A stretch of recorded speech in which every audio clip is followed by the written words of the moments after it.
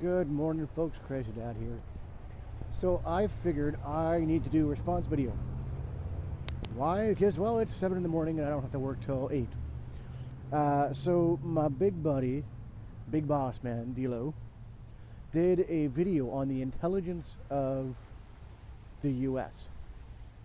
Is that clouds back there? Oh, it is the clouds. Okay. I'm looking at the camera going, why is it so cloudy over there? Because there's clouds. Anyway, so he did a video on the intelligence of the U.S. and whether or not we, being the rest of the world, look down on the U.S. and laugh at them, intelligence-wise.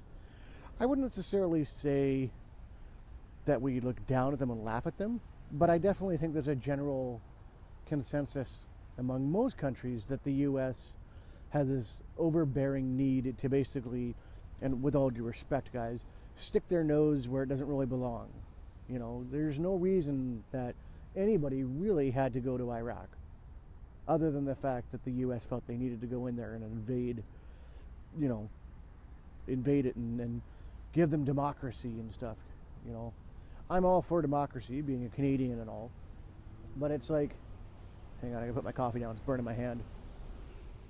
Oh boy, I'm starting to feel old, folks. There we go. So yeah. Anyways. I don't think Americans are stupid by any means. I don't. I think that there's definitely a lack of knowledge as it pertains to what's outside the country. You know, I would say that the majority of the history that the U.S. learns is strictly just U.S. history, to a degree. You know, I mean, I remember when I was in high school, we learned a lot of U.S. history. We learned a lot of Canadian history, but there was a huge emphasis on American history and how it pertains to our history. You know, what's what I'm looking for? How they influenced our history. Yeah, that's what I was looking for. So I don't think Americans are dumb. I definitely think that there are certain areas of the country down south, Alabama. I'm just kidding. That definitely need a bit more of a wake-up call, other than outside their little 1950s kind of town. You know the ones I'm talking about, where it's everybody knows everybody and it's nobody's going to lock their doors, that type of town. I know there's towns in the States like that. So I just feel that, yes, the education system needs to improve, obviously, down there a bit.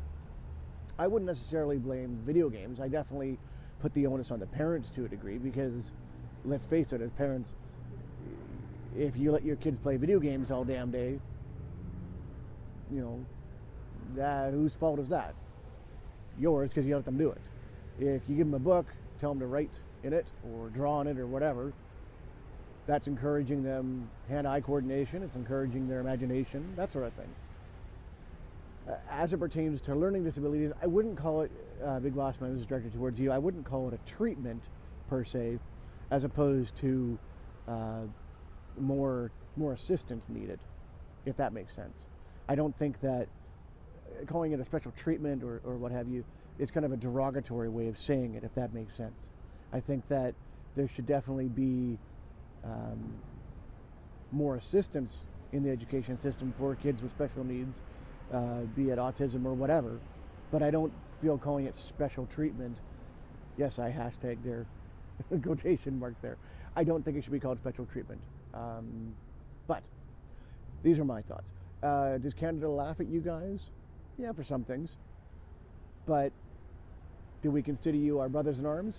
Most for sure. We get gypped when it comes to prices on stuff, trust me. We pay much, much more for things up here than you would. So, anyways, those are my thoughts. Thanks for listening, guys.